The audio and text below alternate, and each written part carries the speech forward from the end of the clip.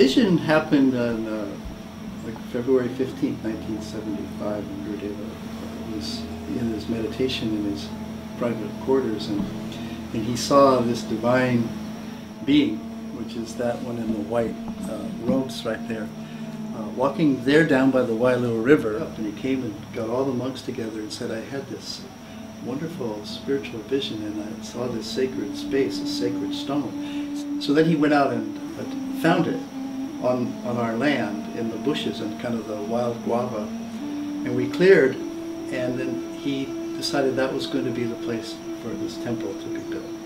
In order to get a temple, you have to build a village. And we spent a whole year building a village in India. Then what they do is they bring all the families with the craftsmen to the village, and they live together as a community during the whole process of building the temple. And so we built that village in 1990, and then we started carving. At that time they started carving.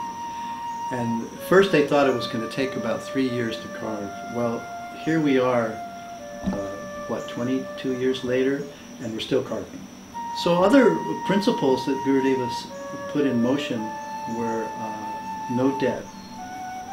He didn't want to borrow a penny, and we couldn't buy a 1 pound stone unless we had the money to buy it. And then Gurudeva established some important principles. The first principle was that only granite would be used.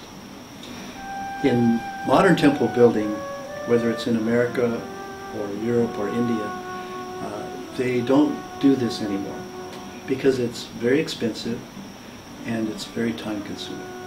They do it with modern tools, with electric diamond cut saws and diamond chisels and things.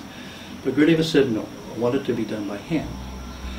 And so we will only use the traditional tools, which means a mild steel chisel and a bamboo handled mallet.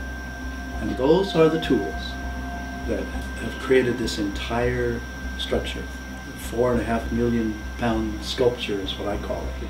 And if one man were to build this temple, it would have taken about 1,500 or 2,000 years.